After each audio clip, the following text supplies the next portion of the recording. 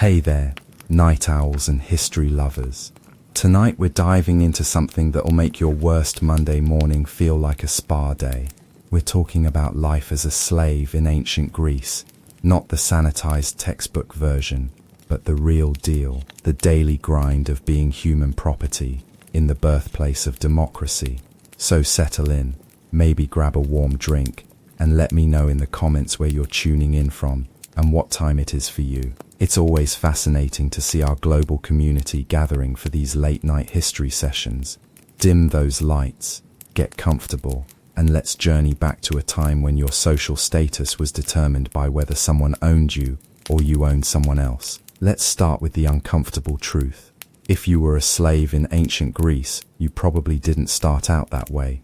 You weren't born thinking, gee, I hope someone buys me at the market today so I can spend my life carrying water jars and getting yelled at in a language I barely understand. No, you had a life before this. Maybe you were a farmer in Thrace, a craftsman in Asia Minor, or a merchant's daughter in some coastal town whose name history forgot. Then one day, everything changed. Maybe it was pirates who swept down on your village like vultures on carrion. Maybe it was a conquering army that decided your town had something they wanted. Or maybe, and this is where it gets really depressing, your own parents sold you because they couldn't afford to feed another mouth during a particularly brutal winter. See, slavery in ancient Greece wasn't some abstract institution. It was personal, immediate, and absolutely everywhere. Estimates suggest that slaves made up anywhere from 20 to 40% of the population in major Greek cities. That's not a small minority we're talking about. That's nearly half the people you'd see walking down any street in Athens or Sparta. But here's the thing that really twists the knife. Greece was supposed to be the cradle of democracy, the birthplace of philosophy, the land where great thinkers pondered the meaning of justice and the good life. And all of that intellectual beauty was built on the backs of people who had no say in their own existence. Aristotle himself, the guy who tutored Alexander the Great, casually wrote that some people were natural slaves, born to serve others. Thanks for that moral insight, Aristotle. So how did you become a slave? Well, there were several charming pathways to human bondage.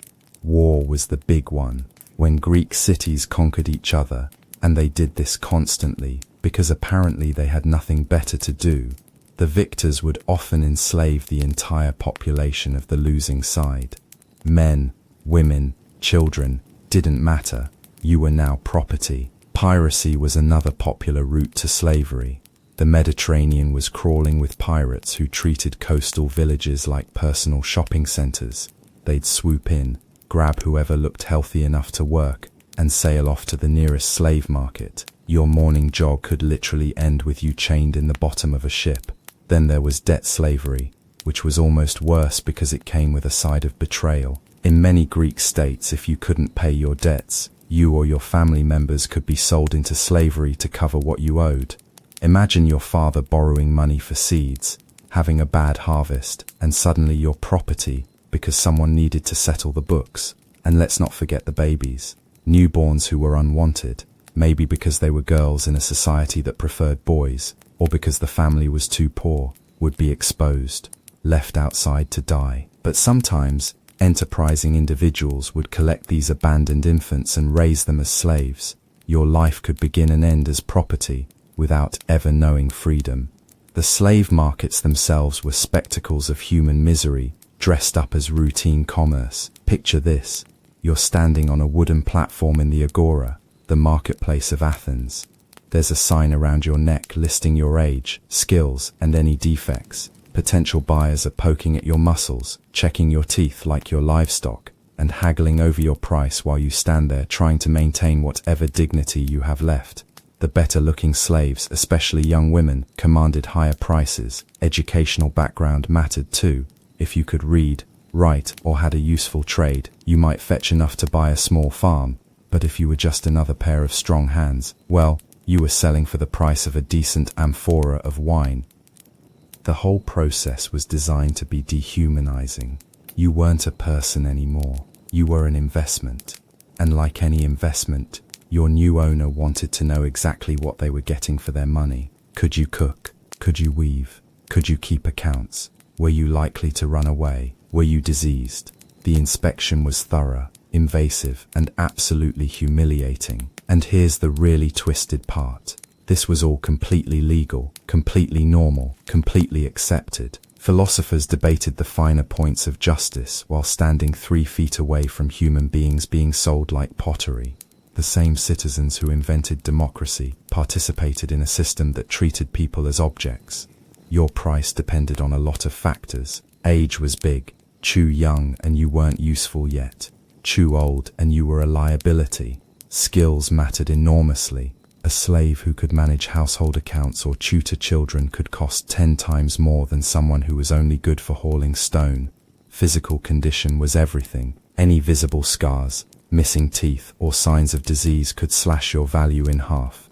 Women faced additional considerations that make your skin crawl. Attractiveness wasn't just a bonus, it was a primary selling point. Young, beautiful women were luxury goods, destined for lives that were as privileged as they were horrifying. They'd live in fine houses, wear expensive clothes, and be completely powerless to refuse anything their owners demanded. Men were usually bought for labor, but that labor could range from back-breaking work in silver mines to comfortable positions as household managers. Your life trajectory was being decided by strangers who saw you as a tool, not a human being. Children were the most tragic cases, bought as investments in future labor. They'd be trained in whatever skills their owners thought would be most profitable. A smart child might be taught to read and write, eventually becoming a valuable secretary or tutor. Others would be raised to do manual labor, their childhood sacrificed to someone else's economic planning. The whole market operated on the principle that human beings were commodities, and the most disturbing part, it worked. The Greek economy depended on it. All those beautiful temples, all those philosophical schools, all those democratic institutions, they were subsidized by the labor of people who had no choice in the matter. So there you stand, recently purchased, trying to process the fact that your life as you knew it is over. You've been bought by someone whose name you can barely pronounce, and you're being led to a house that will now be your entire world. What happens next depends entirely on luck, and let's be honest, your luck hasn't been great lately. If you're fortunate, and fortune is relative when you're property, you might end up in a wealthy household as a domestic slave. These were the cushiest positions in the slavery hierarchy. You'd clean, cook, serve meals, and generally keep the household running smoothly.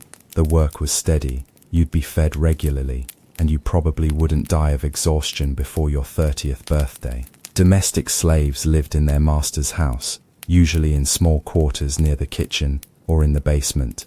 Your living space would be cramped, probably shared with other slaves, and furnished with whatever your owner considered adequate, which usually meant a straw mattress, a blanket, and a chamber pot. Luxury wasn't part of the package, but here's the thing about domestic slavery. It was intimate in ways that made it both easier and harder than other forms of bondage. You'd see your owners every day, learn their habits, their moods, their weaknesses. Some slaves in these positions developed relationships with their masters that resembled something like affection. Others spent every day planning elaborate revenge fantasies. Your daily routine would start before dawn: light the cooking fires, fetch water, prepare breakfast, clean whatever needed cleaning, serve meals, run errands, and basically be available for whatever random task your owner dreamed up. Slave: I need you to reorganize my scrolls. Slave: my sandal strap broke, fix it. Slave: I want the courtyard swept again because I don't like the way you did it the first time. The psychological aspect was brutal. You had to be constantly alert to your owner's needs and moods. A master having a bad day might decide to take it out on the nearest slave, and you couldn't complain, couldn't argue back, couldn't even roll your eyes without risking punishment. Female domestic slaves faced additional challenges that were both predictable and horrifying. Sexual availability was often considered part of their duties, whether explicitly stated or just understood. A master who wanted to rape his slave faced no legal consequences and no social stigma. It was just another perk of ownership. Male domestic slaves weren't immune to sexual exploitation either, especially if they were young and attractive. The Greeks had complicated attitudes about sexuality, but they were very clear about power dynamics. If you owned someone, you could do whatever you wanted to them. But domestic slavery had its advantages. Relatively speaking, you were fed regularly, had a roof over your head, and if you were clever and useful, you might eventually earn some privileges. Maybe you'd be trusted to handle money, or to supervise other slaves, or to accompany your master on business trips. These weren't freedoms exactly, but they were breaks from the monotony of servitude. Some domestic slaves even managed to save money, tips from dinner guests, payments for small services, or coins found around the house that went unreported.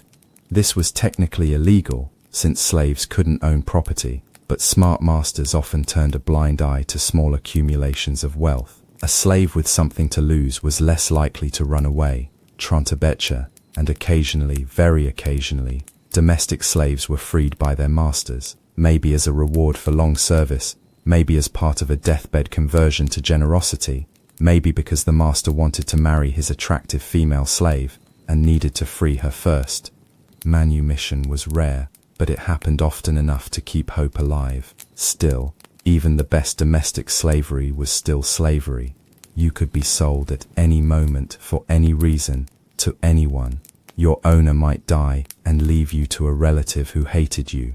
The household might fall on hard times and need to liquidate assets, including you. Every day was a reminder that you were property, not a person. And if you thought domestic slavery was rough, well, you clearly haven't heard about the alternatives. If domestic slavery was the cushioned seat on the ship of human misery, then agricultural slavery was the cargo hold, and it was packed, dark, and nobody cared if you suffocated.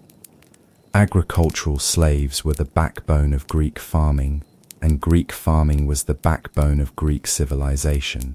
Somebody had to grow all that grain, tend all those olive groves, and herd all those sheep, and that somebody was definitely going to be you, because free citizens had better things to do than sweat in fields all day. Your new home would be a rural estate, probably owned by some wealthy citizen who lived in the city and visited occasionally to check on his investment. You'd sleep in rough barracks with dozens of other slaves, eat whatever was cheapest to feed you, and work from sunrise to sunset, regardless of weather, health, or personal preference. The work was back-breaking, literally ploughing with oxen, harvesting grain with hand tools, hauling water, moving stones, building terraces on hillsides, all of it designed to wear out your body as efficiently as possible. Agricultural slaves aged fast and died young, and everyone involved in the system understood this was just the cost of doing business. Your overseer might be another slave, one who'd earned his position by being particularly good at making other people work, or it might be a free man hired specifically to squeeze maximum productivity out of human property. Either way, they had whips, you had backs, and the math was pretty simple. The isolation was almost as bad as the work. Domestic slaves at least had human interaction, even if it was often unpleasant. Agricultural slaves spent their days bent over in fields, surrounded by other exhausted people who were too tired to talk. Conversation was discouraged anyway. Talking meant not working, and not working meant punishment. Seasonal work was particularly brutal. Harvest time meant 18-hour days in the scorching sun, racing to get crops in before weather ruined them. Planting season meant endless days of stooping, digging and planting. Winter was supposed to be easier, but there were always repairs to be made, tools to be mended, and new projects to be started. Food was whatever was cheapest and most filling. Barley porridge, day after day after day, maybe some olive oil if you were lucky, vegetables that were too damaged to sell at market, wine so watered down it was barely colored water. The goal was to keep you alive and functional, not to make you happy or healthy. Medical care was non-existent unless your injury was serious enough to affect your work capacity. A broken arm that healed crooked. Too bad. Figure out how to adapt. Chronic pain from years of heavy lifting. Not the master's problem. Illness that didn't immediately threaten your life. Work through it. The only breaks in this routine were religious festivals, and even then you weren't exactly participating. You might get the day off work, but you'd spend it watching free citizens celebrate while you sat in your barracks wondering if this was really your entire life now. Some agricultural slaves were sent to work in more specialized areas. Vineyards required knowledge of pruning and winemaking. Olive groves needed people who understood the delicate process of oil production. These positions were slightly better because they required skill, and skilled slaves were more valuable and therefore better treated. But even the best agricultural slavery was a grinding, soul-crushing existence. You'd watch the seasons change year after year, knowing that each harvest brought you no closer to freedom. Your labor made your master rich while you remained property. And unlike domestic slaves, you had almost no contact with the broader world. Your universe was fields, barracks, and the constant ache of exhaustion. The worst part might have been the knowledge that this was probably permanent. Domestic slaves could sometimes earn manumission through long service or by forming relationships with their owners. Agricultural slaves were just components in a farming operation. You didn't have a relationship with your master. You had a function, and when that function was no longer needed, you'd be sold or discarded like a broken tool. Still, as brutal as agricultural slavery was, it wasn't the absolute bottom of the ladder. That honor belonged to a different category entirely, one that made fieldwork look like a vacation. If agricultural slavery was hell, then working in the mines was the basement of hell, and the basement was on fire. Greek silver mines, particularly the ones at Laurium near Athens, were death traps disguised as economic enterprises. They were the places where slaves went to die slowly, in darkness, breathing poison air while digging precious metal out of the earth to fund someone else's civilization. You'd be lowered into shafts that were barely wide enough for a human body, equipped with primitive tools, and expected to chip silver ore out of rock faces while crouched in spaces so small you couldn't stand upright. The tunnels were supported by wooden beams that creaked ominously and occasionally collapsed, burying workers alive. Ventilation was minimal, lighting was provided by oil lamps that consumed what little oxygen was available, and safety regulations were non-existent. The work never stopped. Mines operated day and night with shifts of slaves rotating through the tunnels in a constant cycle of extraction. You'd work 8 to 12 hours in cramped, dangerous conditions, surface just long enough to eat and sleep, then go back down for another shift. Days blended into weeks, weeks into months, and months into the certainty that you weren't getting out of here alive. The air in the mines was toxic. Rock dust filled your lungs, creating a slow suffocation that took years to kill you. The ore itself contained lead and other heavy metals that poisoned your blood. Many miners developed a distinctive cough that started dry and gradually became bloody.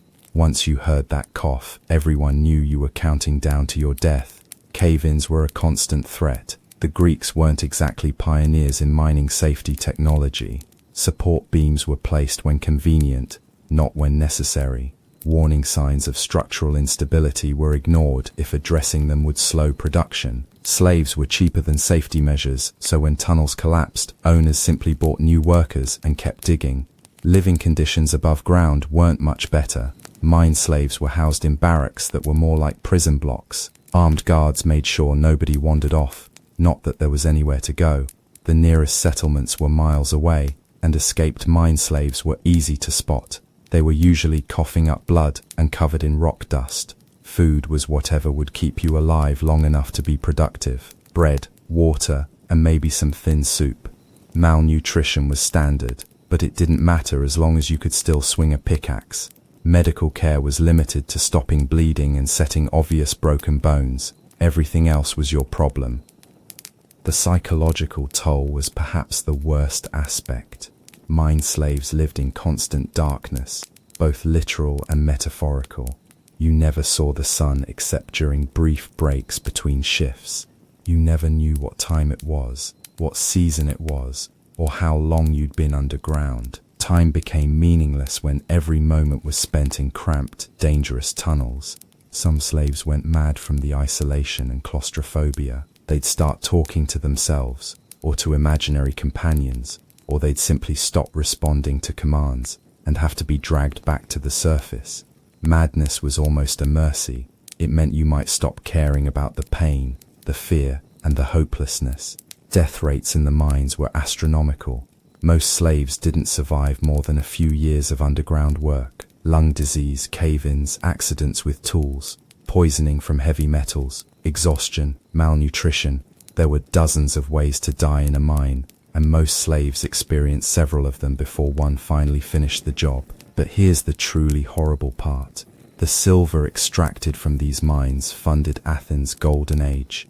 That beautiful Parthenon, built with silver pulled from the earth by dying slaves. Those elegant sculptures, paid for with blood money, extracted from tunnels filled with human suffering. The democracy that Greeks were so proud of was subsidized by the most brutal form of slavery imaginable. And the Athenians knew it. They knew where their wealth came from. They knew slaves were dying in those tunnels. But silver was profitable, and profit trumped human life every time. The mines kept operating, slaves kept dying, and Athens kept building monuments to its own greatness. For a mine slave, there was no realistic hope of freedom. You weren't developing relationships with masters who might eventually free you. You weren't learning skills that might make you valuable in other contexts. You were simply being used up, like fuel in a fire, until there was nothing left to burn. The only escape was death, and most mine slaves welcomed it when it finally came. After months or years of breathing poison, working in darkness, and living without hope, death wasn't a tragedy, it was a release. But wait, we're not done exploring the charming world of Greek slavery, because some slaves had it even worse than the miners. Some slaves were bought specifically to be killed for entertainment.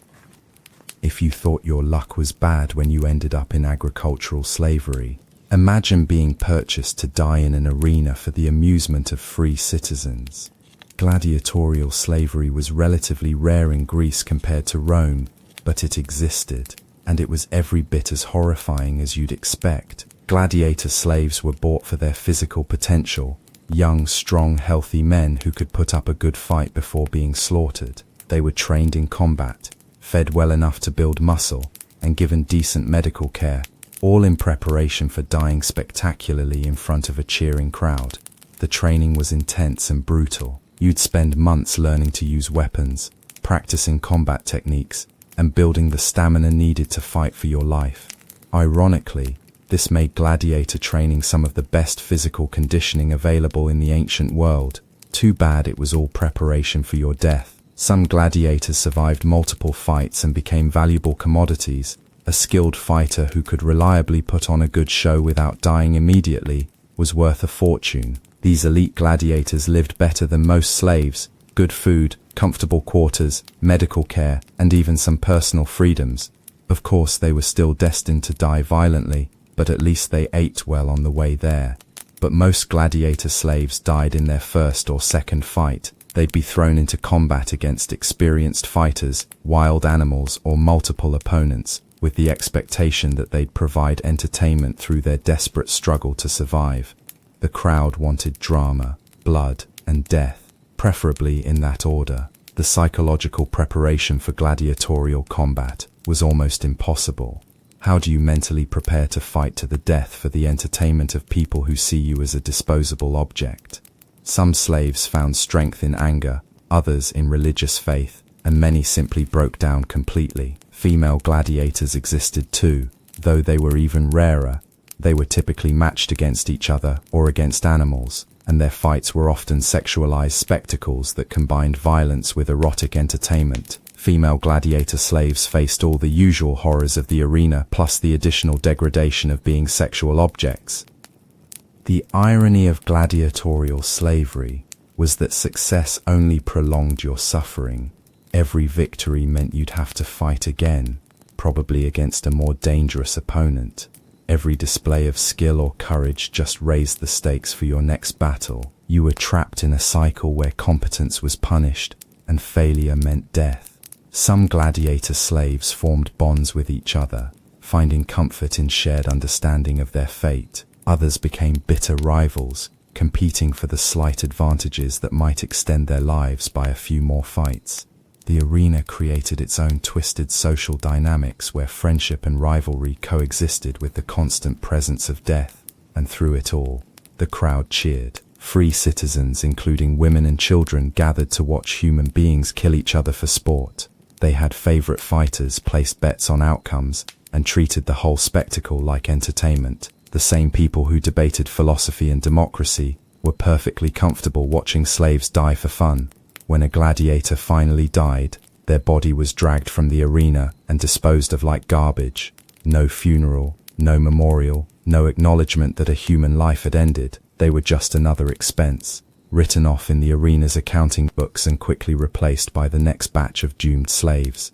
The lucky ones died quickly in the arena. The unlucky ones were crippled by wounds and left to die slowly, in pain, without medical care. And the really unlucky ones survived long enough to understand that they'd eventually face the same fate as everyone who entered the arena, death, for the amusement of people who saw them as objects. But even gladiatorial slavery wasn't the absolute worst fate that could befall a Greek slave. That distinction belonged to a category that was both more common and somehow more degrading than any of the others we've discussed. Sexual slavery was the special hell reserved for attractive slaves, particularly women, and it combined all the powerlessness of slavery with the additional horror of sexual exploitation. If you were young, attractive, and unlucky enough to be noticed by the wrong buyer, your body became someone else's property in the most intimate and degrading ways possible. Female slaves purchased for sexual purposes lived in a strange paradox. They were often housed in comfortable surroundings, dressed in fine clothes, and given good food and medical care. Their owners wanted them healthy and attractive, which meant treating them better than most slaves in purely material terms. But this comfort came at the cost of complete sexual autonomy.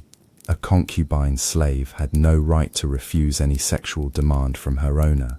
None. She couldn't say no, couldn't negotiate terms, couldn't even express preferences. Her body was purchased property, and her owner could use it however he chose, whenever he chose, for whatever purpose he chose. Some concubine slaves were kept as exclusive possessions, living almost like wives except for the small detail that they were property and could be sold at any time. Others were shared among friends, rented out for parties, or forced to work in brothels. Your fate depended entirely on your owner's whims and business interests. The psychological damage was devastating. Imagine trying to maintain any sense of self while being treated as a sexual object that someone else owns. Many concubine slaves developed elaborate mental defenses, emotional numbness, dissociation, or fantasy lives that helped them survive the daily reality of sexual exploitation. Pregnancy was a particularly cruel complication. Children born to slave women were automatically slaves themselves, becoming property of their mother's owner. So if you were sexually exploited and became pregnant, you'd have to watch your child grow up in the same system that was destroying you. Some slave mothers killed their newborns rather than subject them to lives of bondage.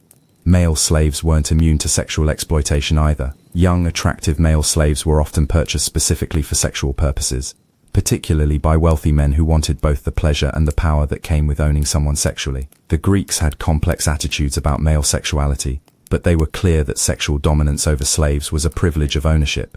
Boys who were purchased for sexual slavery faced a particularly twisted fate. They'd be trained to be pleasing, educated to be entertaining companions, and gradually broken down psychologically until they accepted their role as sexual property. Some adapted and found ways to survive. Others never recovered from the psychological damage of childhood sexual exploitation. The brothel system was its own special category of horror. Slaves purchased for prostitution were worked constantly, serving multiple clients every day in conditions that ranged from merely degrading to actively dangerous. They had no choice in clients, no protection from violence, and no control over their working conditions. Brothel slaves aged out quickly. The constant sexual exploitation, poor working conditions, and lack of medical care meant that most prostitute slaves were used up and discarded within a few years. When they were no longer profitable, they'd be sold to buyers who needed cheap labor for other purposes, or simply abandoned to die on the streets. The legal system offered no protection whatsoever. Rape of a slave wasn't a crime because slaves couldn't be raped. They were property, and you can't rape your own property. Sexual violence against slaves was just another aspect of ownership, like deciding what they ate or where they slept. Even slaves who weren't purchased specifically for sexual purposes were vulnerable to sexual exploitation. Any slave owner could decide to sexually abuse their property without legal consequences. Female domestic slaves lived with the constant threat that their master might decide to exercise his sexual privileges. Male slaves faced the same vulnerability from owners who preferred male partners. the most psychologically damaging aspect was the complete powerlessness. You couldn't fight back, couldn't report abuse, couldn't even complain without risking severe punishment. You had to submit, endure, and somehow find ways to preserve your sanity while your body was being used as someone else's property. Some sexual slaves developed relationships with their owners that resembled affection, but these were always complicated by the fundamental power imbalance. Was it love, Stockholm Syndrome, survival strategy, or some combination of all three? When someone owns you completely, including your body, can you ever have a genuine relationship with them? The children born from these relationships lived in a legal and social limbo. They were slaves like their mothers, but they were also the biological children of free citizens. Some fathers freed these children and acknowledged them. Others treated them like any other slave property. Your parentage might mean everything or nothing, depending entirely on your father's whims. And through it all, Greek society maintained the fiction that this was all perfectly normal and acceptable. The same philosophers who debated the nature of virtue saw nothing wrong with owning human beings for sexual purposes. The same citizens who participated in democratic government treated sexual slavery as just another business transaction. For sexual slaves, there was rarely any path to freedom. You couldn't buy your way out because you had no money. You couldn't earn your freedom through service because your service was sexual exploitation. You couldn't even hope for manumission upon your owner's death because you were valuable property that would likely be inherited or sold. Your only hope was that age or illness would eventually make you unsuitable for sexual exploitation, at which point you might be transferred to less degrading forms of slavery. But by then, the psychological damage was often irreversible. Years of sexual abuse, powerlessness, and dehumanization left scars that never healed. Now, you might think that with all these different types of slavery, there would be some sort of legal protection for slaves, some basic rights that even property would be guaranteed. You would be wrong, spectacularly, laughably wrong. Under Greek law, slaves had essentially no rights whatsoever. You weren't a person, you were a thing, and things don't have rights, needs, or feelings that matter in legal terms. The law protected your owner's investment in you, but it didn't protect you as a human being. Your owner could beat you for any reason or no reason at all. They could starve you, work you to death, or kill you outright if they felt like it. As long as they were destroying their own property, the law had no interest in intervening. You had about the same legal protection as a clay pot, and probably less than a valuable horse. You couldn't own property because you were property. Any money you earned, any possessions you accumulated, any gifts you received, they all belonged to your owner. You couldn't enter into contracts because you weren't a legal person. You couldn't sue anyone, even if they injured you, because you had no legal standing. Your testimony in court was worthless unless it was extracted under torture. The Greeks believed that slaves would lie unless they were in pain, so any legal proceeding that required slave testimony would involve torturing the slave until they said what the court wanted to hear. This wasn't seen as cruel, it was seen as necessary to get reliable information from unreliable sources. You couldn't marry, at least not legally. Slaves could form relationships and even have ceremonies, but these had no legal recognition or protection. Your owner could separate you from your partner at any time, sell your children, or force you into relationships with other slaves for breeding purposes. If someone injured or killed you, the legal case would be about property damage, not assault or murder. Your owner could sue for compensation based on your market value, but the crime wasn't against you, it was against your owner's property rights. You were like livestock in legal terms, valuable but not human. Religious law was slightly more complex. Slaves could participate in some religious festivals and even had limited rights of sanctuary in certain temples. But these protections were inconsistent, often ignored, and depended entirely on the goodwill of priests who might or might not care about slave welfare. The most perverse aspect of slave law was that it created a category of people who were simultaneously vulnerable and dangerous. Slaves had no legal protections, which made them easy victims of abuse, but they were also feared as potential criminals, rebels, or sources of contamination. Laws restricted slave movement, prohibited slaves from certain activities, and prescribed harsh punishments for slave crimes. If you committed a crime as a slave, your punishment would be much more severe than if you were a free citizen. Theft by a slave might be punished by death, while the same crime by a citizen might result in a fine. The law assumed that slaves were naturally inclined toward criminality and needed to be controlled through fear. You also had no protection against false accusations. If a citizen claimed you had stolen something, committed assault, or violated any other law, your word meant nothing in your defense. Your owner might defend you if your conviction would cost him money, but if it was cheaper to let you be punished, you were on your own. The legal system created the vicious cycle where slaves were denied basic protections, making them vulnerable to abuse, which in turn was used to justify their inferior legal status. Look how degraded slaves become, citizens would say, ignoring the fact that the degradation was a result of the system they supported.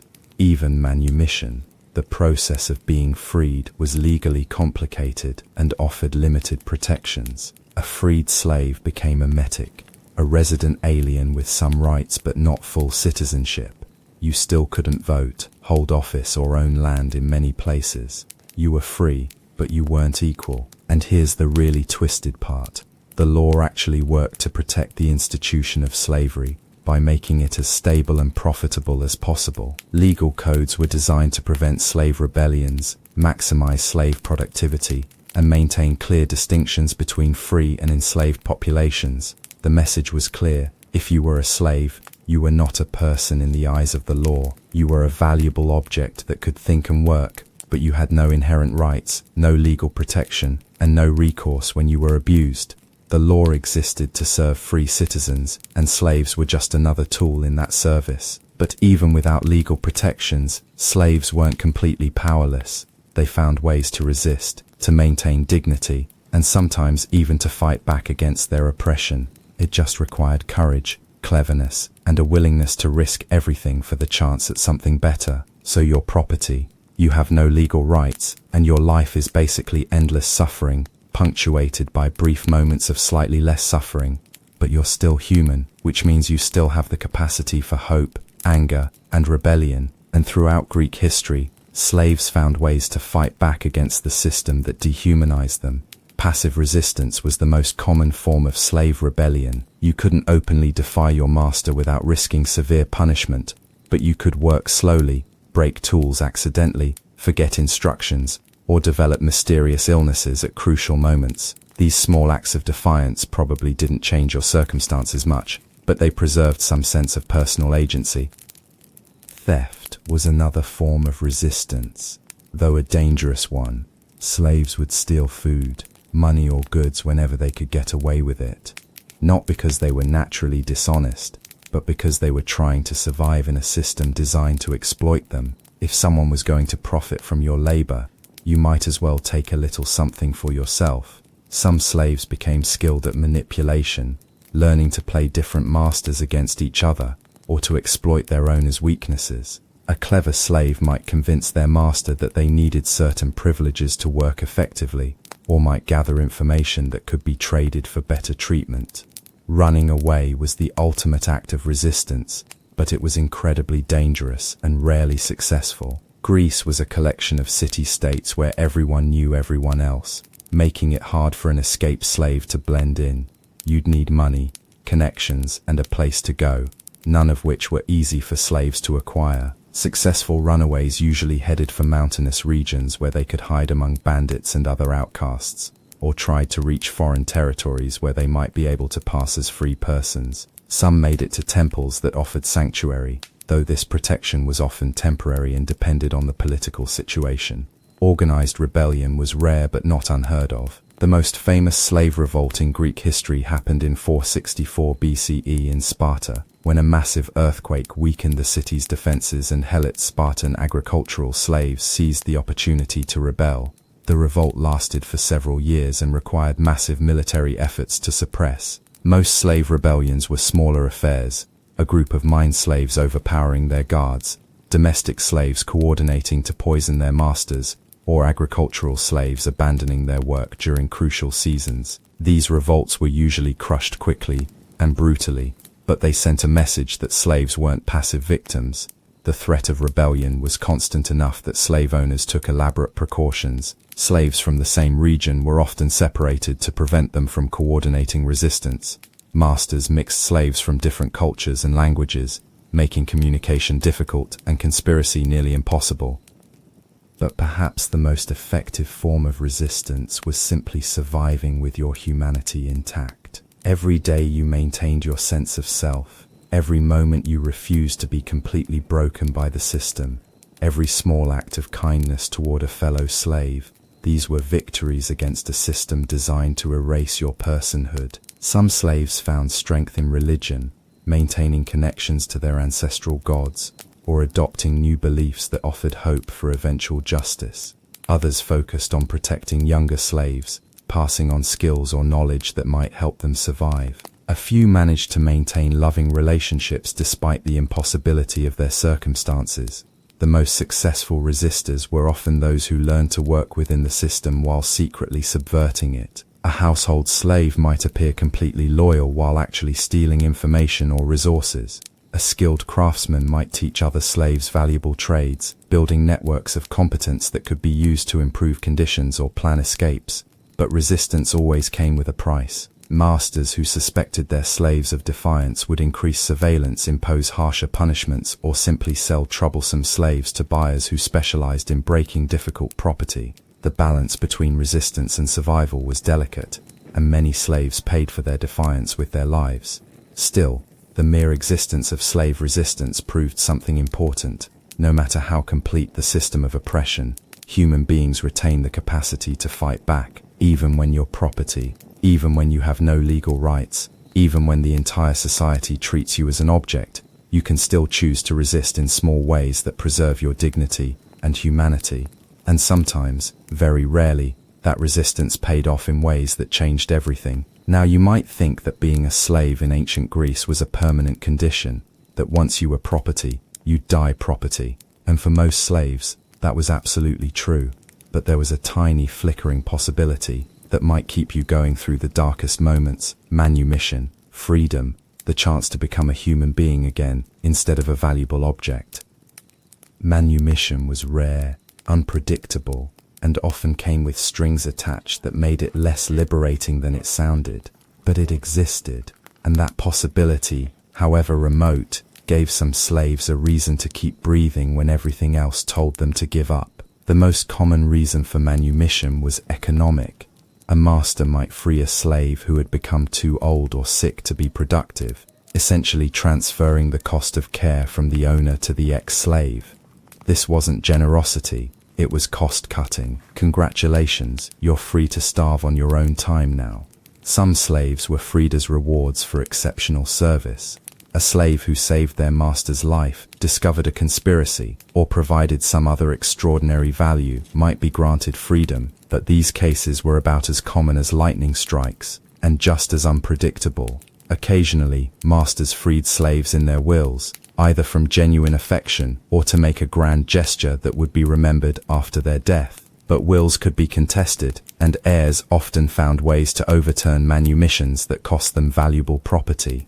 The process of manumission itself was often elaborate and public. In some cases, slaves were freed during religious ceremonies, with the legal fiction that they were being sold to a god who would then grant them freedom. In others, masters would make formal declarations before witnesses, creating legal documents that proved the slave's new status. But freedom came with serious limitations. A freed slave became a metic, a resident alien with some rights but not full citizenship. You could own property, enter contracts, and make some legal decisions, but you couldn't vote, hold office, or fully participate in civic life. You were free, but you weren't equal. Many freed slaves remained economically dependent on their former masters. You might be free, but you still needed work, housing, and protection. Former masters often continued to employ their ex-slaves, creating relationships that were part business arrangement and part continued dependency. The social stigma of slavery also persisted after manumission. Everyone knew you had been property, and that knowledge affected how people treated you. You might be legally free, but you'd never be fully accepted by free-born citizens. You occupied a strange middle ground between slave and citizen, belonging fully to neither world. Some freed slaves thrived despite these limitations. They started businesses, accumulated wealth, and even purchased slaves of their own. The irony was bitter but real. Former slaves sometimes became slave owners, perpetuating the system that had oppressed them. Others struggled with the psychological challenges of freedom. After years of having every decision made for them, some ex-slaves found it difficult to navigate the complexities of free life. The skills needed for survival as a slave, obedience, passivity, submission, were often counterproductive for success as a free person.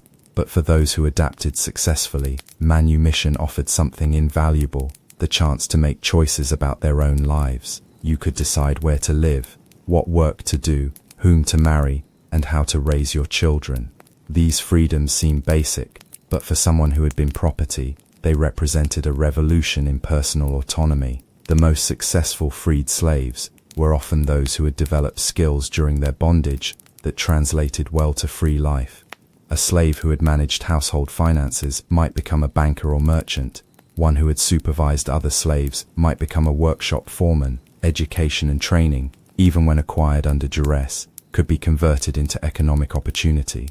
Some freed slaves used their freedom to help others still in bondage. They might purchase family members or friends, help organize escapes, or provide sanctuary for runaways. Having experienced slavery firsthand, they understood the system's cruelties and were motivated to fight against it.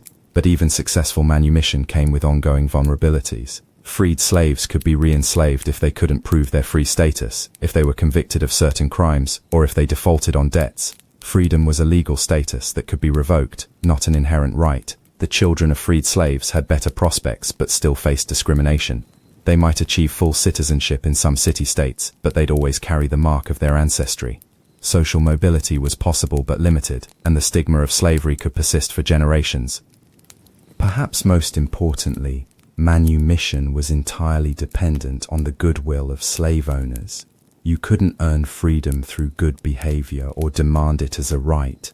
It was a gift that masters could choose to give or withhold for any reason. This arbitrariness made freedom feel like a lottery rather than a goal you could work toward. The possibility of manumission served the interests of slave owners as much as slaves. It provided an incentive for good behavior, a pressure valve for slave discontent, and a way to dispose of unproductive property while appearing generous. Masters could point to occasional manumissions as evidence that slavery wasn't so bad, while continuing to exploit the vast majority of their human property. Still, for slaves who achieved freedom, the experience was transformative.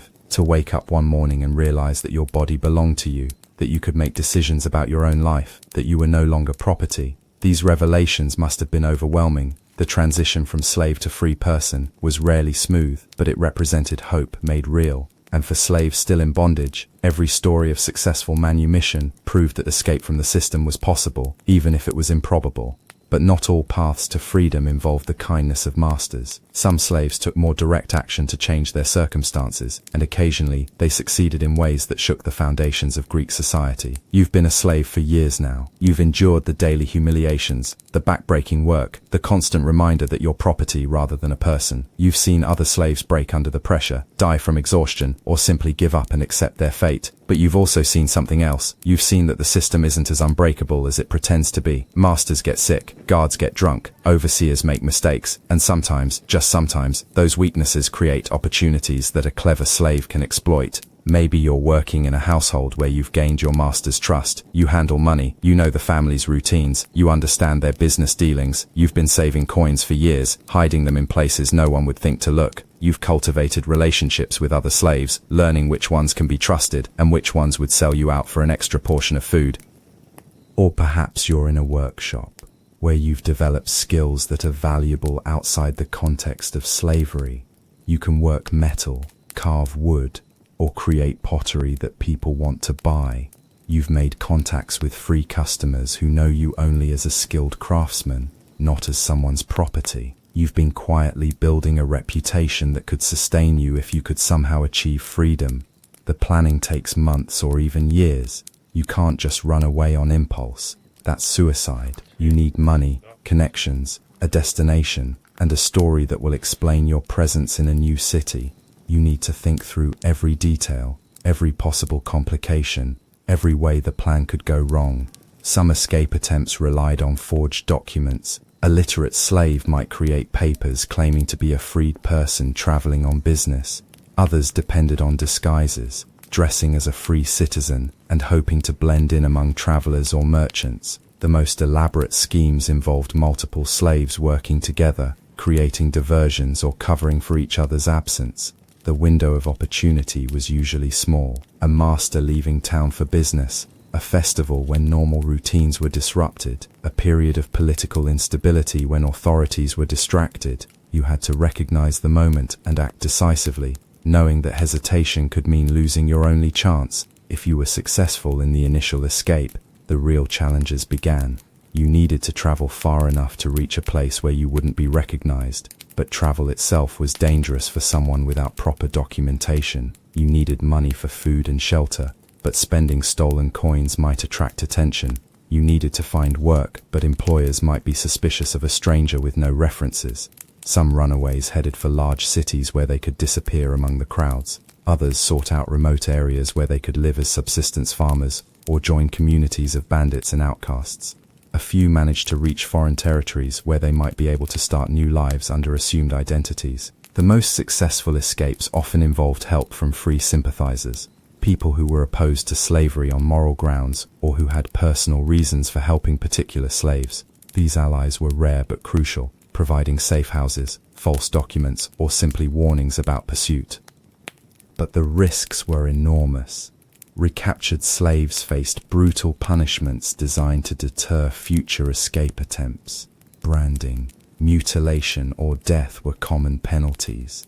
Masters wanted to make examples of runaways, showing other slaves what would happen if they tried to flee. Even successful escapes came with lasting consequences. You could never truly relax, never completely trust that your past wouldn't catch up with you.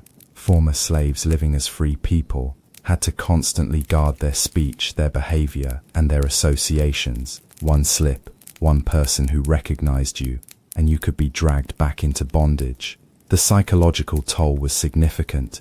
Living under a false identity, constantly worried about discovery, unable to form deep relationships or put down roots.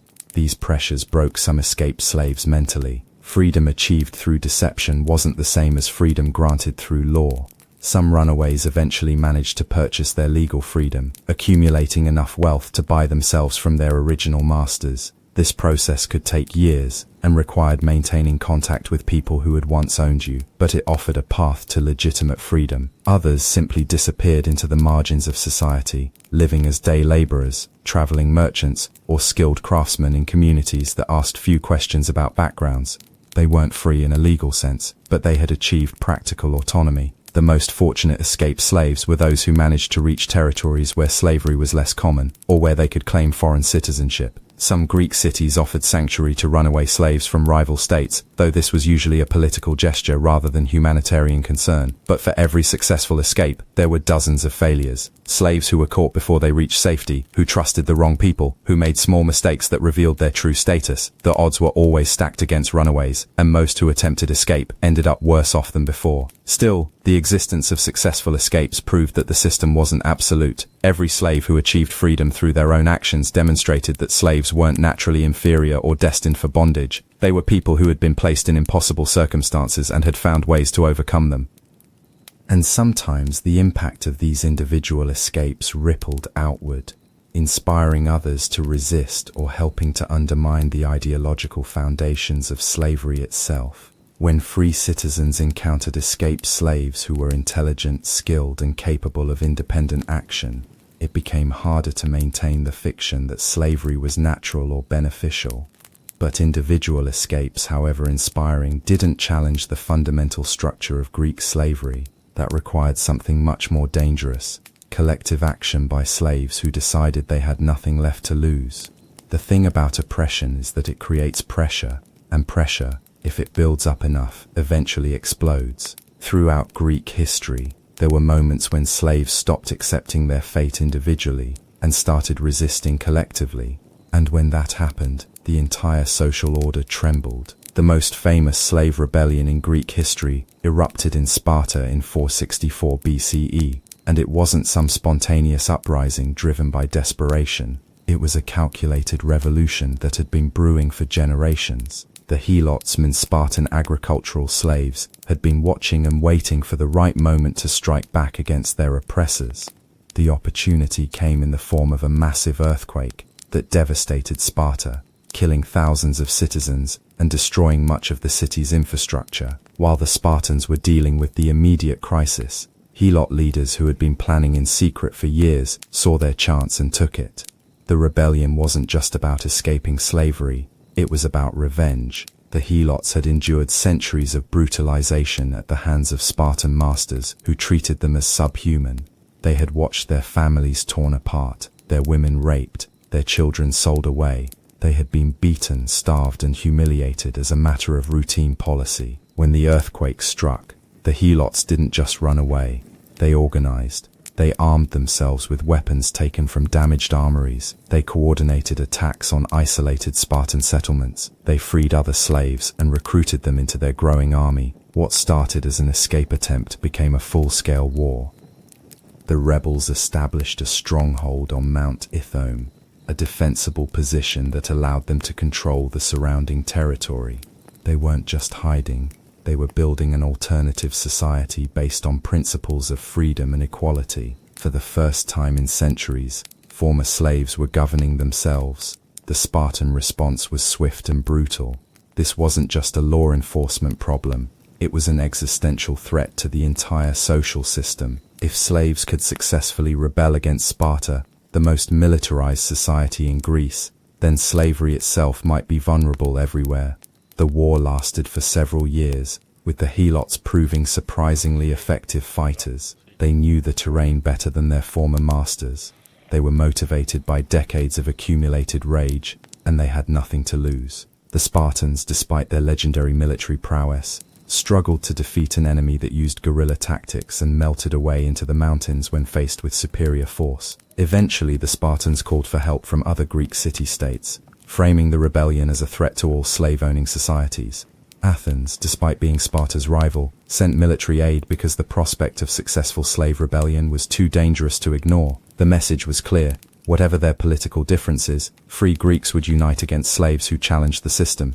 The Helot rebellion was finally crushed through a combination of military pressure and negotiation. Some rebels were killed, others were allowed to leave Spartan territory, and a few were even granted limited freedoms. But the victory was Pyrrhic for the Spartans. They had been forced to acknowledge that their slaves were capable of organized resistance, and they spent the rest of their history implementing increasingly harsh measures to prevent future rebellions. The psychological impact was enormous. For generations, slaves throughout Greece had been told that rebellion was impossible, that they were naturally inferior beings who needed to be controlled by their superiors. The Helot rebellion proved that was a lie. Slaves could organize, fight effectively, and create their own societies given the opportunity. News of the rebellion spread throughout the Greek world, inspiring other slaves to consider their own possibilities for resistance. Some organized smaller uprisings in mines and workshops. Others began planning more carefully, learning from both the successes and failures of the Helot rebellion. Masters throughout Greece became more paranoid and oppressive in response. They increased surveillance, imposed harsher punishments, and worked to prevent slaves from different regions or occupations from communicating with each other. The rebellion had shown them that their property was potentially dangerous, and they reacted with fear and violence. But the rebellion also exposed the fundamental contradiction in Greek society. This was a culture that celebrated freedom, democracy, and human dignity, while systematically denying these values to a huge portion of its population. The Helots had forced Greeks to confront this contradiction, and many found it deeply uncomfortable. Some philosophers and intellectuals began questioning the institution of slavery more seriously, while few advocated for complete abolition. The rebellion had demonstrated that slaves were capable of the same virtues that Greeks claimed to value: courage, loyalty, strategic thinking, and love of freedom. The rebellion also showed that slavery was maintained through force rather than natural law. The Spartans had always claimed that Helots were naturally suited for bondage, but the rebellion proved that they were held in slavery only because they were outnumbered and outgunned. Remove those advantages, and the so-called natural order collapsed immediately. Other slave rebellions followed, though none matched the scale or duration of the Helot uprising. Mine slaves in various locations organized uprisings that briefly seized control of their facilities. Domestic slaves in some households coordinated poisoning attempts against their masters. Agricultural slaves occasionally abandoned their work en masse during crucial seasons. Most of these rebellions were crushed quickly, but they served an important function. They reminded everyone that slavery was a system maintained through violence, not a natural state of affairs. Every rebellion, however small, demonstrated that slaves retained their humanity and their capacity for resistance. The cumulative effect of these uprisings was to make slavery more expensive and less stable. Masters had to invest more resources in security, surveillance and punishment. They had to be more careful about which slaves they trusted with weapons or important responsibilities. They had to live with the constant awareness that their property might be planning to kill them.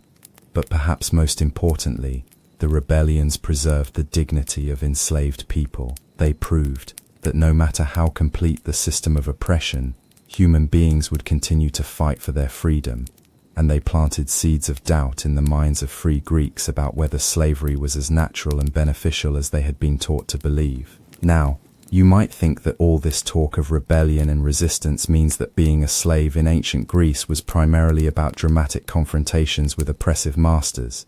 But the reality was much more mundane, and in many ways much more psychologically devastating. Most of your time as a slave wasn't spent planning rebellions or dramatic escapes. It was spent just trying to survive the daily grind of being treated as property.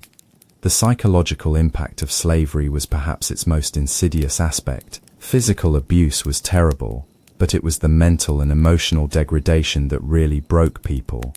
Imagine waking up every day knowing that your body, your time, your very existence belonged to someone else, that you had no right to make decisions about your own life, that you were valued only for your utility to people who saw you as a tool.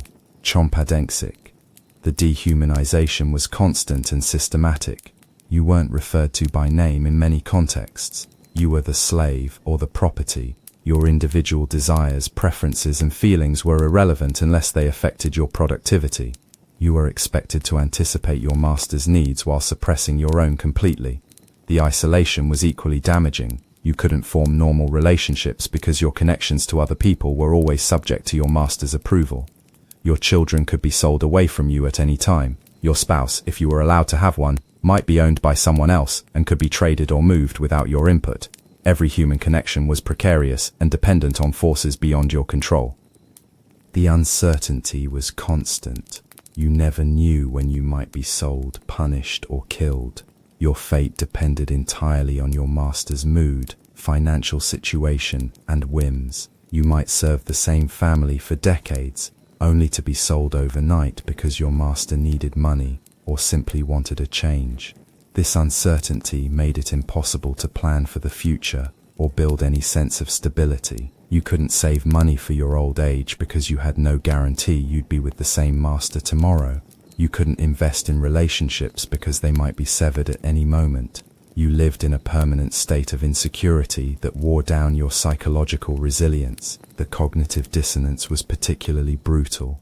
You were constantly told that slavery was natural and beneficial, that you were being cared for by benevolent masters who knew what was best for you, but you experienced daily the violence, exploitation, and dehumanization that made this narrative obviously false. You had to navigate between the official story and your lived reality, and this contradiction was mentally exhausting. Some slaves dealt with this by internalizing the ideology of slavery, convincing themselves that they really were inferior beings who deserved their fate. This psychological defense protected them from the full impact of their oppression, but it also crushed their sense of self-worth and human dignity. Others maintained their sense of personal value through small acts of resistance or by preserving connections to their pre-slavery identity. They might secretly worship their ancestral gods, maintain traditions from their homeland, or simply refuse to accept their master's definitions of their worth. The most psychologically damaging aspect was the way slavery attacked your sense of agency. As a human being, you have a fundamental need to make choices about your life, to feel that your actions matter, to believe that you have some control over your destiny. Slavery systematically denied all of these needs, creating a learned helplessness that was difficult to overcome. Many slaves developed what we might now recognize as symptoms of depression, anxiety, and post-traumatic stress. They became passive, withdrawn, and emotionally numb. They lost interest in activities they had once enjoyed. They struggled with feelings of worthlessness and hopelessness, but these responses were rational adaptations to irrational circumstances, not personal failings. The trauma was often passed down through generations. Children born into slavery learned from their parents that the world was dangerous, that authority figures were to be feared and obeyed, and that their own needs and desires were unimportant. These lessons were necessary for survival, but they also perpetuated cycles of psychological damage. Some slaves found ways to preserve their mental health despite these pressures. They formed supportive relationships with other slaves, maintained spiritual practices that gave their lives meaning, or found small areas of autonomy within the constraints of their bondage. But these coping mechanisms required tremendous strength and often came at great personal cost. The most successful psychological survivors were often those who found ways to maintain hope for freedom, hope for better treatment, hope that their children might have different lives. This hope was sometimes unrealistic, but it provided a reason to keep going when everything else seemed hopeless. But the psychological scars of slavery rarely healed completely. Even for those who eventually gained their freedom, former slaves often struggled with feelings of shame, with difficulty trusting others, and with a persistent fear that their freedom might be revoked. The experience of being treated as property left lasting damage that could persist for a lifetime. Perhaps most tragically, the psychological impact of slavery extended beyond the slaves themselves. Masters who participated in the system also suffered moral injury from treating other human beings as property. Children who grew up in slave-owning households learned that human dignity was conditional and that violence was an acceptable way to resolve conflicts. The entire society was shaped by the psychological dynamics of slavery. The constant presence of human property created a culture of domination and submission that infected all social relationships. Even free citizens who didn't own slaves lived in a society where human worth was determined by power and status rather than inherent dignity. And yet, despite all of this psychological damage, the human spirit proved remarkably resilient. Slaves found ways to love, to hope, to create meaning in their lives, and to maintain their essential humanity, even under the most dehumanizing conditions. They preserved traditions, told stories, created art, and formed communities that sustained them through the darkest periods. The psychological impact of slavery was one of its greatest crimes, but it was also the source of its ultimate weakness. Because no matter how thoroughly the system tried to convince people that slavery was natural and beneficial, the daily reality of oppression made it clear that it was neither, and that contradiction, experienced by millions of people over centuries, slowly eroded the ideological foundations of the entire institution. But we're not done exploring the charming realities of your life as Greek property, because beyond the daily grind of servitude, beyond the psychological trauma and the physical abuse, there were specific aspects of slave life that were uniquely degrading. Let's talk about what happened when your master decided they needed to make some quick money, or when they died and left you to be inherited like furniture. Being sold was one of the most traumatic experiences a slave could endure, and it happened more often than you might think. Masters didn't just sell slaves when they were dissatisfied with their performance. They sold them when they needed money, when they were moving, when they were bored, or sometimes just because they could. The process usually started with rumors. Other slaves might whisper that they'd overheard conversations about money problems, or that they'd seen a slave trader visiting the house. You'd spend days or weeks in a state of anxiety, wondering if you were the one being sold, trying to read your master's moods for clues about your fate. When the decision was made, you usually had no warning. One morning you'd wake up to find yourself being loaded into a cart with whatever possessions you were allowed to keep, which was usually nothing. No goodbyes to friends, no time to process what was happening, no consideration for your feelings or relationships. You were cargo being transferred from one location to another. The journey to the slave market was often the worst part. You'd be chained or tied to prevent escape, given minimal food and water, and treated like livestock being transported to slaughter. If you were lucky, you might be traveling with other slaves who could provide some comfort through shared misery. If you were unlucky, you'd be alone with your fear and uncertainty. The slave market itself was designed to be dehumanizing. You'd be cleaned up and displayed like merchandise, positioned to show off your physical attributes and skills. Potential buyers would examine you like they were purchasing a horse, checking your teeth, feeling your muscles, asking about your health and work history. The auction process turned your life into a commodity transaction. The auctioneer would list your qualities and skills while bidders evaluated your worth in monetary terms. Your entire existence was reduced to a price that reflected your perceived utility to strangers who saw you as an investment. Being sold to a new master meant starting over completely. You'd have to learn new routines, new preferences, new dangers. The slave who had been trusted and relatively comfortable in one household might find themselves doing back-breaking labor in another. The skills that had made you valuable to one master might be useless to the next. The psychological impact was devastating. Every sale reinforced the message that you were property, not a person. It destroyed whatever stability you had managed to create and reminded you that your entire life was subject to other people's whims. Many slaves never recovered from the trauma of being sold, especially if they were separated from family members in the process. Some slaves were sold multiple times throughout their lives, never having the opportunity to form lasting relationships or develop a sense of belonging anywhere. They became perpetual strangers, always adapting to new circumstances, never able to put down roots or build meaningful connections. The market for slaves was complex and specialized. Different types of slaves commanded different prices in different locations. A skilled craftsman might be valuable in an urban center, but worthless on a rural farm. A beautiful young woman might be worth a fortune in a wealthy household, but have no value in a mining operation. Slave traders developed expertise in matching slaves to buyers, understanding market demand and regional preferences. They were businessmen who dealt in human misery, and they were very good at their jobs. They knew which slaves would appeal to which buyers, and how to present their merchandise to maximize profits. The seasonal nature of slave trading added another layer of uncertainty to your life. Demand for agricultural slaves peaked during planting and harvest seasons. Demand for domestic slaves increased before major festivals when wealthy households wanted additional help. Your fate might depend on timing as much as your skills or appearance. Age was a crucial factor in slave sales. Young slaves were valued for their potential longevity and trainability. Middle-aged slaves were prized for their skills and experience. Elderly slaves were often sold cheaply or not at all, as they were seen as liabilities rather than assets.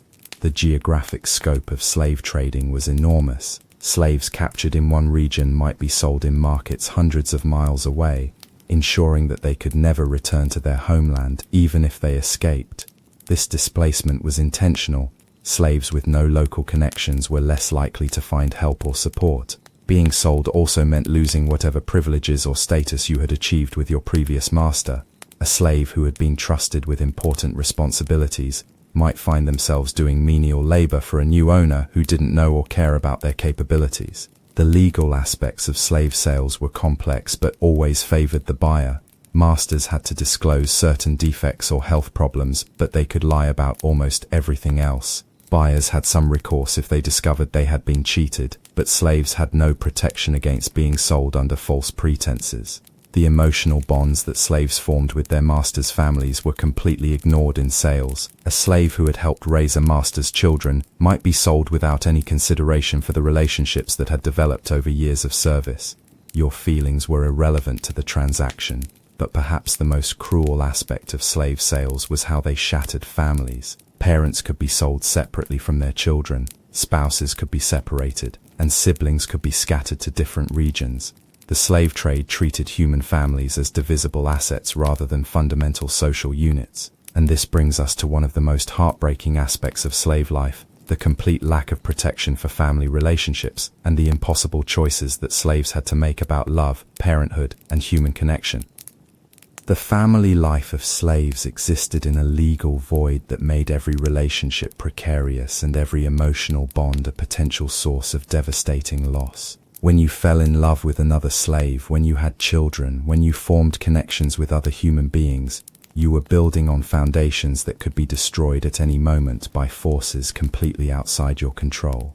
Marriage, in any legal sense, was impossible for slaves. You couldn't enter into contracts, you couldn't own property, and you couldn't make binding agreements about your future.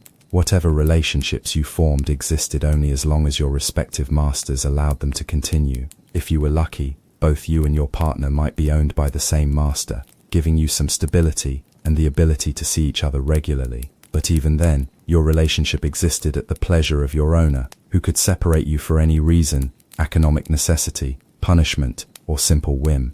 More commonly, slave couples were owned by different masters, creating a complex web of negotiations and dependencies. Your ability to maintain a relationship depended on the goodwill of multiple owners, the distance between households, and the economic interests of people who had no stake in your personal happiness. Children born to slave women were automatically slaves themselves, belonging to their mother's master.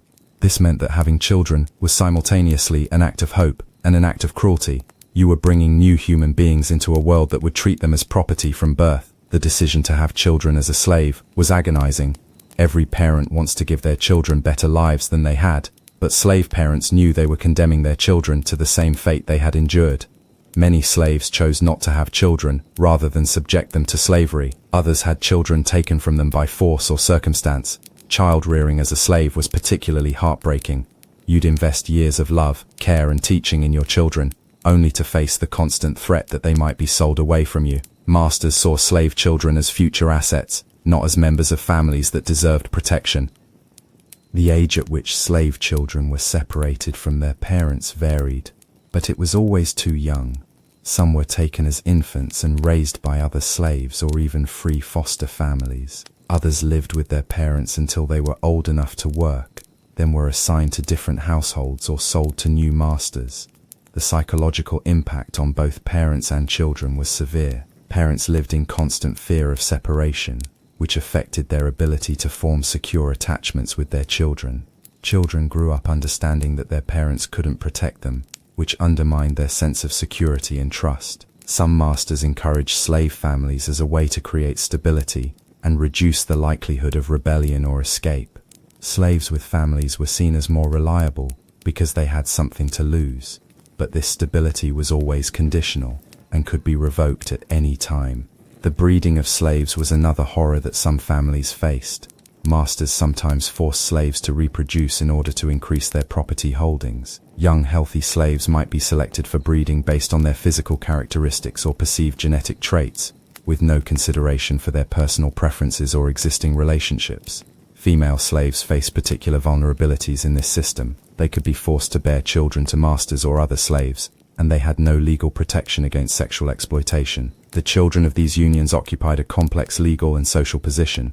They were slaves like their mothers, but they were also the biological children of their owners. The extended family structures that existed in free society were nearly impossible to maintain under slavery. Grandparents, aunts, uncles, and cousins might be scattered across different households or even different regions.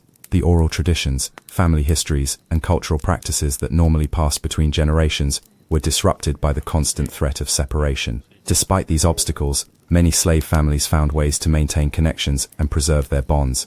They developed networks of communication between households, created chosen families with other slaves, and passed down what traditions they could to their children. These efforts required tremendous courage and creativity. Some slave families were able to stay together for extended periods, particularly if they were owned by stable, long-lived masters who didn't face financial pressures. These families developed their own traditions, internal hierarchies, and ways of supporting each other through the challenges of slavery. The most successful slave families were often those who found ways to make themselves indispensable to their masters. If your entire family was skilled and valuable, your master had economic incentives to keep you together. But this strategy required everyone to excel at their assigned roles, and still offered no guarantee of long-term security. Religious and cultural practices provided some families with ways to maintain their identity and connections across separation. Shared beliefs, songs, stories, and traditions could preserve family bonds even when physical proximity was impossible. The death of family members was particularly tragic for slaves. You might not be allowed to attend funerals, to grieve openly, or to maintain burial sites. The normal rituals of mourning and remembrance were disrupted by the demands of slavery and the control of masters. But perhaps the most painful aspect of slave family life was the knowledge that your love for your family members made you more vulnerable to exploitation. Masters could use threats against your loved ones to control your behavior, and rebels had to weigh their desire for freedom against the safety of their families. And yet, despite all these obstacles and tragedies, slave families persisted. They found ways to love, to support each other, to raise children, and to maintain human connections under the most dehumanizing circumstances. Their resilience and commitment to each other was one of the most powerful forms of resistance against a system designed to destroy their humanity. The strength of these family bonds, maintained against impossible odds, ultimately helped to preserve the dignity and humanity of enslaved people. But these same bonds also created another layer of suffering that we need to talk about: the special hell reserved for those who dared to love someone they couldn't protect. Now, let's talk about what happened when your master died. You might think death would bring some kind of relief, some change in your circumstances that could potentially improve your situation. You'd be wrong. Death just meant you were about to become part of someone else's inheritance, like a piece of furniture or a farm animal that needed to be distributed among the heirs. The period immediately after your master's death was filled with uncertainty and fear. You had no idea what would happen to you, whether you'd be kept by the family, sold to pay debts, or given away as gifts. Your fate was being decided by people who might not even know your name, much less care about your well-being. Estate inventories treated you exactly like any other valuable object. You'd be listed alongside livestock, furniture, and tools, with your estimated value carefully calculated for tax and inheritance purposes. Your years of service, your relationships within the household, your skills and knowledge, none of that mattered. You were just another asset to be distributed. The legal process could drag on for months, leaving you in limbo while lawyers and family members argued over the estate. During this time, you might be supervised by court-appointed overseers who had no investment in your welfare and no knowledge of your capabilities. You were just property to be maintained until the ownership question was resolved. If your master had been relatively kind, his death might mean transferring to a her who was cruel or indifferent. If your master had been brutal, his death might mean moving to someone who treated slaves better. But these outcomes were entirely random. Your future depended on the character and circumstances of people you might never have met. Some wills included specific provisions for slaves, freedom for long-serving household members, family groupings to be kept together, or assignments to particular heirs who were known to be decent masters. But these provisions were often ignored or overturned by heirs who needed money more than they needed to honor their deceased relatives' wishes. The worst-case scenario was when the estate was heavily indebted. In these cases, slaves were often sold quickly and cheaply to pay creditors, with no consideration for their skills, relationships, or preferences. You might go from being a trusted household manager to doing manual labor for someone who bought you as a bargain. Children and elderly slaves were particularly vulnerable during estate settlements. Young slaves might be seen as long-term investments worth keeping, while older slaves were often sold off as liabilities. Families could be split up based purely on the economic calculations of heirs who had never lived with slaves and didn't understand the human relationships involved. The inheritance process also created opportunities for abuse. Heirs might use their temporary authority to settle old scores, punish slaves they disliked, or take advantage of attractive slaves before permanent arrangements were made. The legal chaos surrounding estate settlements provided cover for all kinds of cruelty. Some slaves found themselves inherited by multiple heirs, creating complex shared ownership arrangements that were confusing and often harmful. You might spend part of your time serving one master and part serving another, never developing stable relationships or understanding clear expectations. The emotional impact of your master's death was complicated.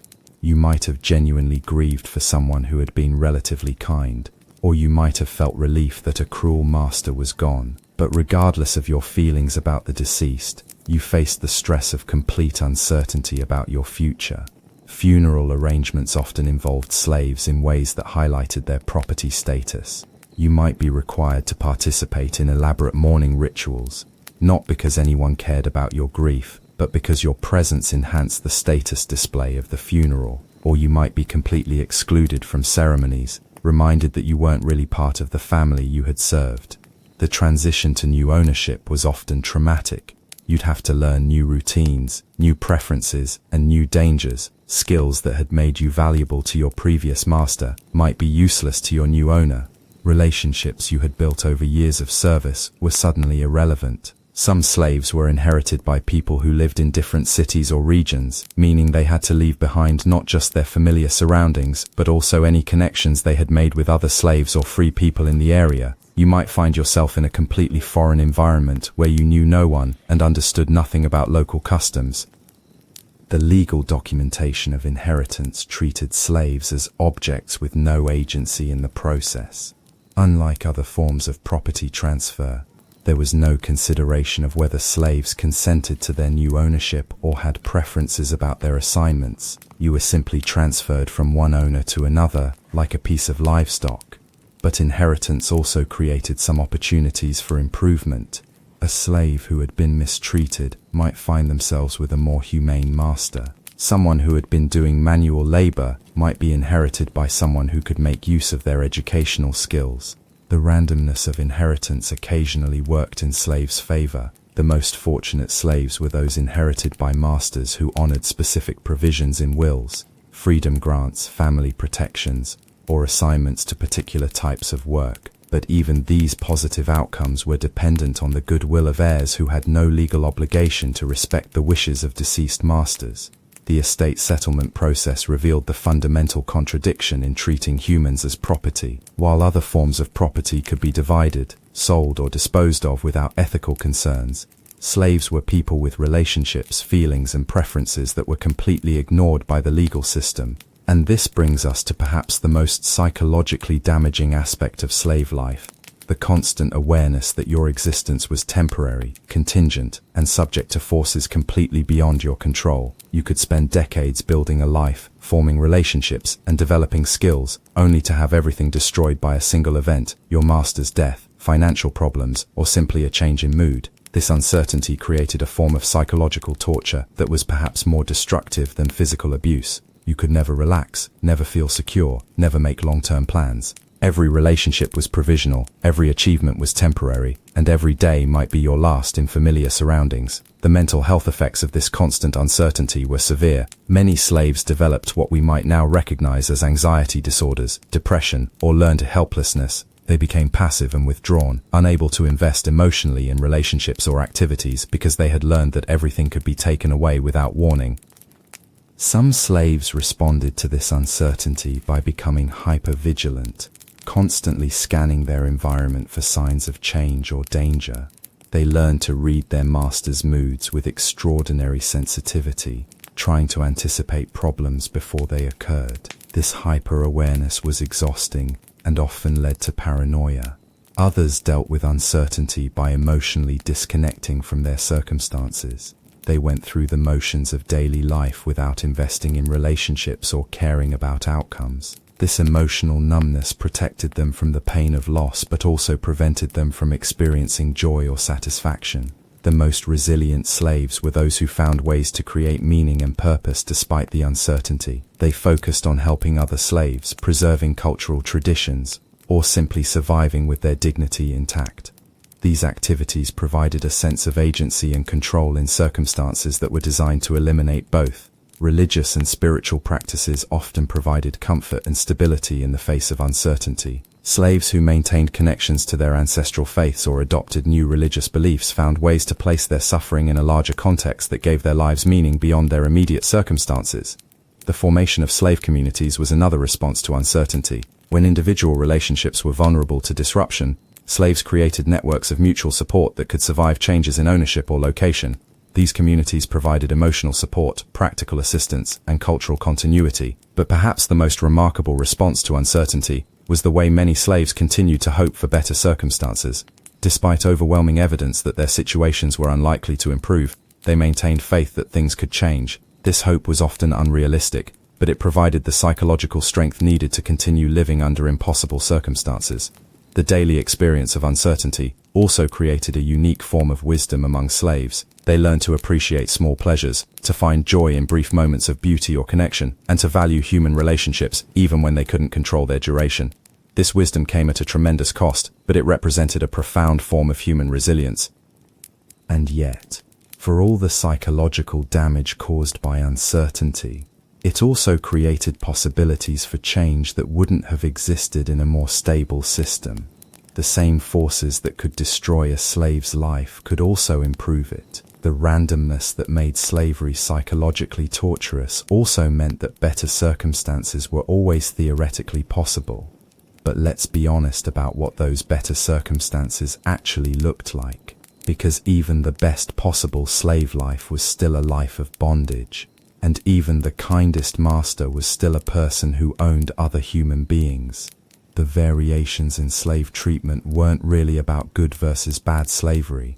They were about different forms of dehumanization. The good master was someone who provided adequate food, shelter, and medical care, who didn't physically abuse their slaves without cause, and who occasionally showed consideration for their slaves' feelings or preferences. But this kindness was always conditional and could be revoked at any time. It was benevolent despotism, not genuine human respect.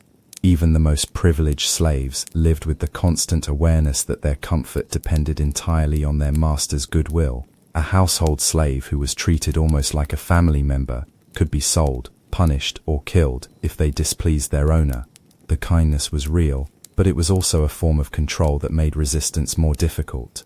The psychological impact of kind treatment was complex. Some slaves were genuinely grateful for decent treatment and formed emotional bonds with their masters. Others recognized that kindness was just another form of manipulation designed to make them compliant. Many experienced both reactions simultaneously, creating internal conflicts that were difficult to resolve. The most insidious aspect of benevolent slavery was how it made the system seem more acceptable to both slaves and free observers. When slaves were treated well, it was easier to argue that slavery wasn't inherently evil, just poorly managed in some cases. This argument conveniently ignored the fundamental injustice of owning human beings regardless of how they were treated. Kind masters often used their slaves' apparent contentment as proof that slavery was beneficial. They pointed to slaves who seemed happy, healthy, and well-adjusted as evidence that the system worked when implemented properly. This logic completely ignored the fact that slaves had no choice in their circumstances and no basis for comparison. The relationship between kind masters and their slaves was often genuinely affectionate, but it was also fundamentally unequal. The master held all the power, made all the decisions, and could change the terms of the relationship at any time. The slave's affection was always constrained by the knowledge that resistance could result in severe consequences. Some slaves became so psychologically dependent on their masters that they couldn't imagine life without them.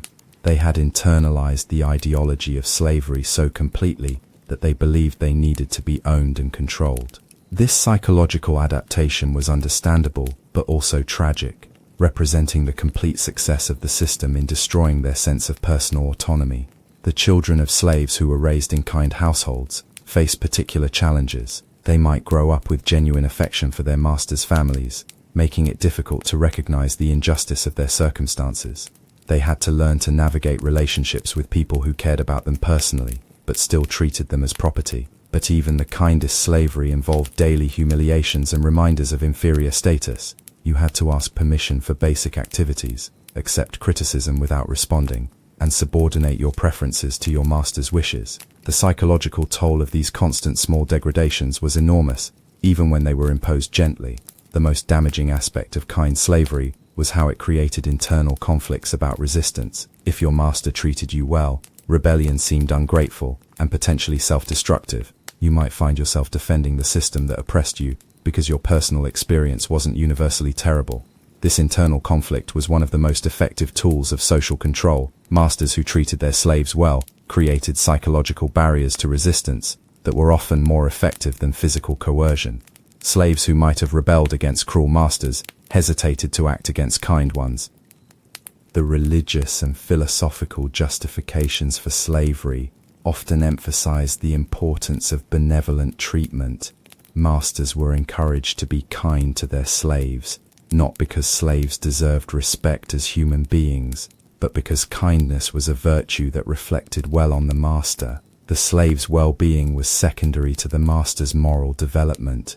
Even the legal protections that existed for slaves were framed in terms of protecting property rather than protecting people. Laws that prevented the mistreatment of slaves were designed to maintain the value of human property, not to acknowledge the inherent rights of enslaved people. The economic incentives also favored reasonable treatment of slaves. Healthy, contented slaves were more productive and less likely to run away or rebel. Kindness was often just good business practice rather than genuine human compassion, but for all its limitations and complications, kind treatment did make the daily experience of slavery more bearable for those who received it. The difference between adequate food and starvation, between reasonable work and brutal exploitation, between occasional kindness and constant cruelty, these differences mattered enormously to the people who experienced them. The slaves who received better treatment were often those who had skills that made them valuable, who had formed personal relationships with their masters, or who had simply been lucky enough to be owned by decent people. But this better treatment was always precarious and could be lost through changes in circumstances or ownership. And ultimately, even the best treatment couldn't change the fundamental reality of slavery, that human beings were owned by other human beings, that their lives were controlled by forces beyond their influence, and that they had no legal rights or protections. Kindness might make the chains more comfortable, but it didn't remove them. The legacy of kind slavery was particularly damaging because it created a mythology that obscured the true nature of the institution. Stories of loyal slaves and benevolent masters became part of the cultural narrative that justified slavery long after it had been abolished. These stories ignored the vast majority of slaves who experienced brutal treatment and the fundamental injustice of the system itself. But we're not done exploring the realities of your life as human property, because there's one aspect of slave life that we haven't fully addressed: the simple, grinding reality of work. Day after day, year after year, the endless labor that consumed your life and slowly destroyed your body. Your work as a slave wasn't just about getting tasks done. It was about demonstrating your complete submission to your master's will, your acceptance of your inferior status, and your understanding that your time, energy, and physical capacity belonged to someone else. Every moment of labor was a reminder of your powerlessness. The work began before dawn and continued until after dark, with no concept of weekends, holidays, or personal time. You worked when you were sick, when you were injured, when you were grieving, and when you were exhausted. Your physical and emotional state was irrelevant as long as you could still function. The pace of work was determined not by your comfort or capacity, but by your master's needs and expectations. If he wanted a task completed quickly, you worked faster. If he wanted to impress visitors with his slave's efficiency, you performed beyond your normal limits. If he was in a bad mood, you worked harder to avoid punishment. The quality of your work was constantly scrutinized and criticized. Standards were often unclear or constantly changing, making it impossible to satisfy your master consistently. You were expected to anticipate needs, read minds, and somehow understand preferences that were never clearly communicated. Mistakes were punished harshly, regardless of their cause or severity. A broken dish, a poorly cleaned room, a moment of inattention. These minor errors could result in beatings, reduced food rations, or additional work assignments. You learned to be hyper-vigilant about every detail, creating constant stress and anxiety. The tools and equipment you worked with were often inadequate or poorly maintained. Masters saw no reason to invest in high-quality tools for slaves, so you had to accomplish difficult tasks with inferior equipment. This made your work harder and more dangerous, but efficiency was your problem, not your master's. Safety was not a consideration in slave work assignments. You were expected to handle dangerous materials, work in hazardous conditions, and perform tasks that could result in injury or death. Your master's property was valuable, but not valuable enough to justify significant safety investments. The physical toll of constant labor was enormous. Your body wore out quickly from the combination of hard work, poor nutrition, and lack of medical care. Joint problems, back injuries, and repetitive stress injuries were common, but you were expected to work through the pain. The psychological impact of meaningless labor was equally damaging. You weren't working to improve your own circumstances or achieve personal goals. You were working to make someone else wealthy while remaining in bondage yourself. This lack of purpose and reward created a form of existential despair.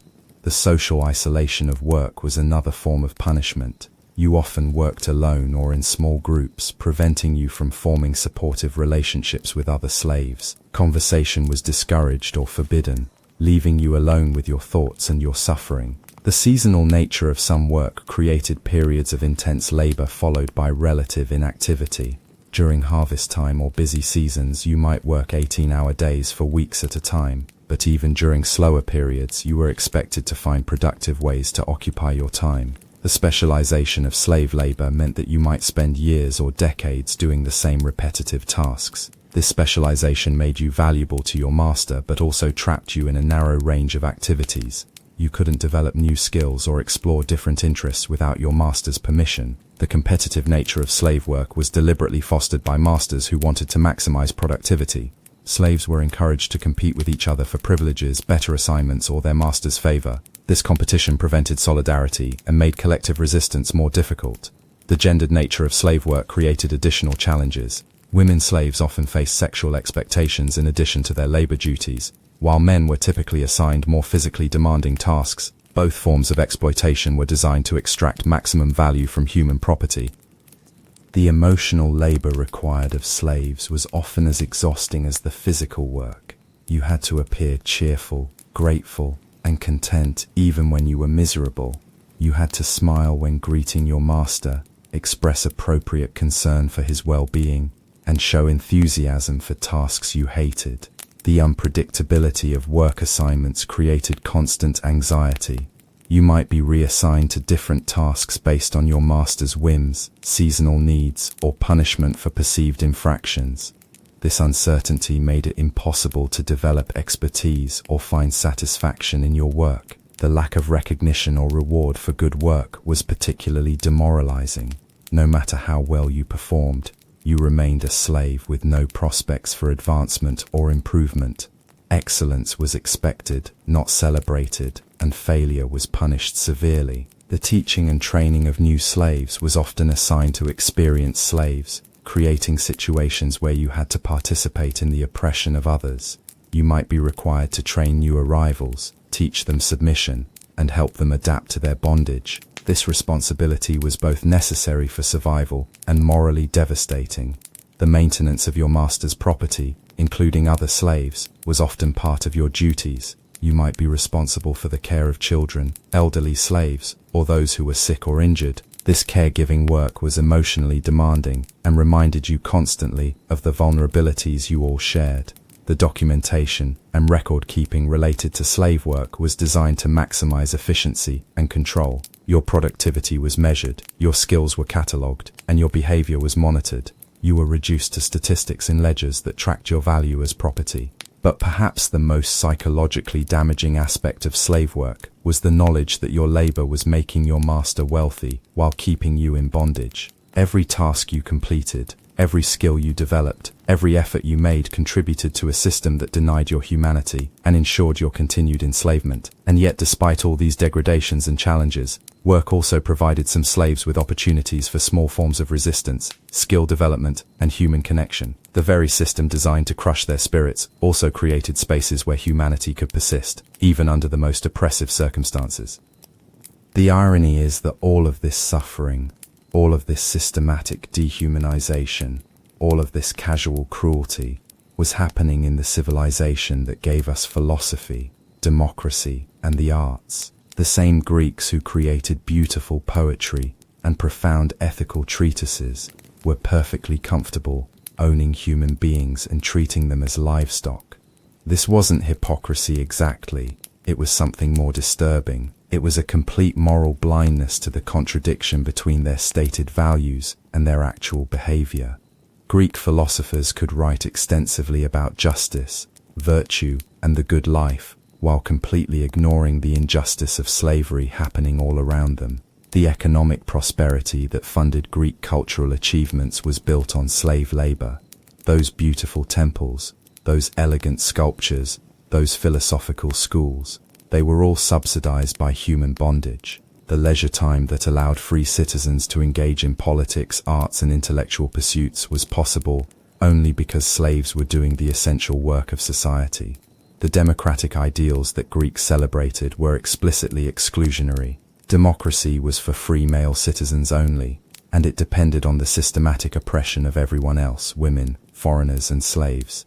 The concept of universal human rights was completely foreign to Greek thinking. The intellectual achievements of Greek philosophy were remarkable, but they were also limited by the moral blindness of their creators.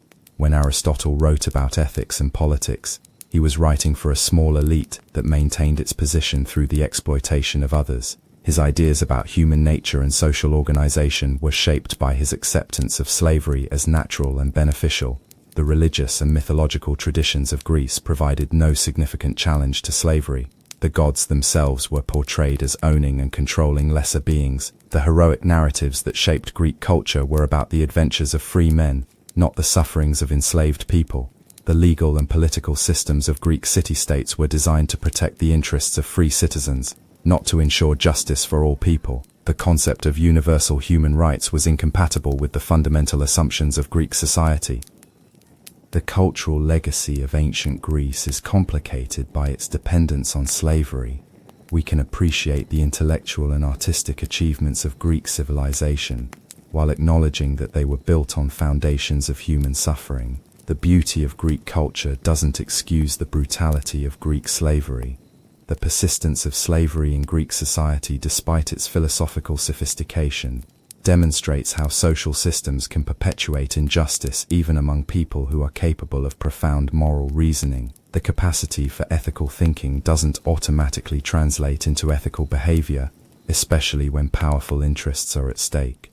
The Greek experience with slavery also reveals how easily human beings can rationalize the oppression of others. The same cognitive abilities that allowed Greeks to create philosophy and science also allowed them to develop elaborate justifications for treating other humans as property. The dehumanization of slaves in Greek society was so complete that most free citizens probably didn't think about the moral implications of slavery on a daily basis. It was simply part of the natural order, as unquestioned as the weather or the seasons. The few Greeks who did question slavery were generally ignored or dismissed as impractical idealists.